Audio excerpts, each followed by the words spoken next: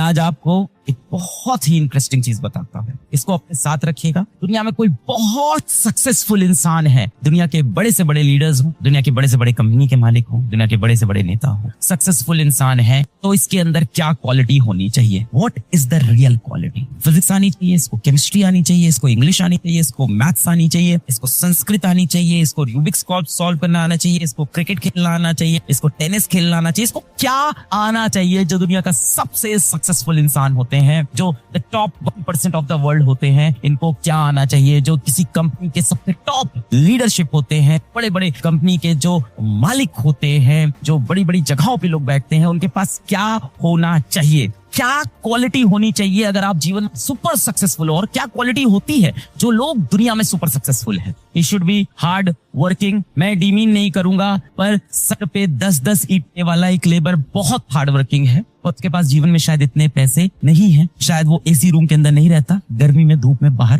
तपता है, तो hard working तो वो भी होता है। तो I don't think just hard working is the answer. किसी ने कहा डिसिप्लिन होना चाहिए, कि बहुत ही डिसिप्लिन हो वो इंसान और सारी चीजें डिसिप्लिन से करे। ठीक है, कुछ हद तक इसको मैं एक्सेप्ट कर लेता हूँ। किसी ने कहा कंसिस्टेंसी होनी चाहिए, कंसिस्टेंट हो, जो भी कर रहा हो रोज करता रहे, ये भी मैं कुछ हद तक मान लेता हूँ। There is one answer to this, that he or she should be very good in problem solving. He or she should be very good in problem solving. जीवन में आपको प्रॉब्लम सॉल्व करना आना चाहिए। हमें 9-10 में वो अल्फा बीटा गामा पढ़ाया, उसका जीवन में क्या यूज है? बेटा कोई यूज नहीं है उसका। मैं इतने सारे काम करता हूँ ऑफिस में, अल्फा बीटा गामा का कोई यूज नहीं है बेटा, एकदम सच्ची बात है। मैंने इतनी सारी फिजिक्स पढ़ी, ऑफ कोर्स अब मैं फिजिक्स का टीचर बन गया तो मेरे लिए यूजफुल है, पर मेरे बहुत से दोस्तों ने भी आईआईटी की प्रिपरेशन के लिए बहुत फिजिक्स पढ़ी थी, और आज वो जो काम कर रहे हैं उसमें फिजिक्स का कोई यूज नहीं है, कोई यूज नहीं है। उस कैनिजारो रिएक्शन का उनकी लाइफ में कोई यूज नहीं है, मैं बता देता हूँ आपको। हम इसलिए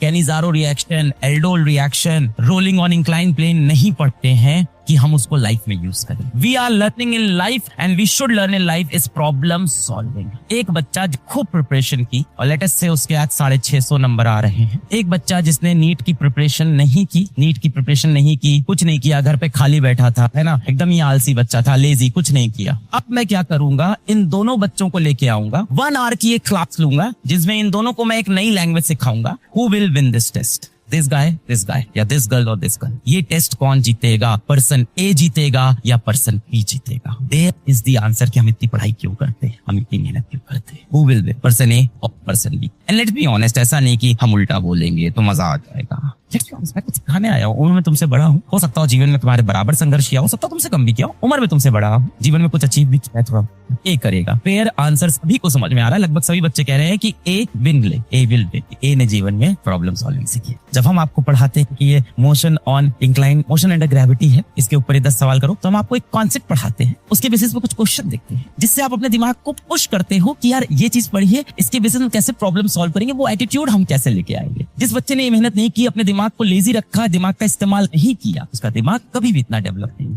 अपनी ब्रेन सेल्स तभी डेवलप होती है जब आप उनको यूज करो, यूज नहीं करो तो ब्रेन की सेल्स डेवलप नहीं होती। आप तो बायोलॉजी वाले बच्चे हो, तो जितना आप ब्रेन के साथ खेलोगे, जितना मेहनत करोगे, उतना ब्रेन डेवलप होगा। So all this we are doing to learn problem solving. मेरा आईआईटी नहीं निकला, किसी आईआईटी में मैं नहीं पहुंचा। आज कितने सारे बच्चे मेरी संस्था से, हमारी संस्था से आईआईटी में पहुंचते हैं। मैंने आईआईटी की जर्नी में क्या सीखा? लाइफ में कहीं ना कहीं, किसी ना किसी समय पे जिंदगी में मेहनत तो करनी पड़ेगी। एक बार अभी कर लो, 18 से 21 में, 21 से 24 में कर लेना, 24 से 27 में कर लेना, 27 से 30 में कर लेना। 30-32 के बाद थोड़ा गिव अप का एटीट्यूड ज्यादा आता है, क्योंकि लाइफ में फेलियर बहुत सारे होते हैं, तो लगता है कि अब हो नहीं पाएगा। लोग कर लेते हैं, तब भी कभी ना कभी लाइफ में एकदम घिसके मेहनत 2-3 साल करनी पड़ती है। इसीलिए बोला जाता है इस समय कर लो, ताकि लाइफ आगे थोड़ी बेटर हो जाए, थोड़ी सिंपल हो जाए। ठीक नौकरी तो मिल ही जाती है, कहीं ना कहीं करनी पड़ेगी। इस बार नहीं कर पाए, अगली बार कर लेंगे। हो सकता है फील्ड अलग चुननी पड़े, जो पसंद है शायद वो करे।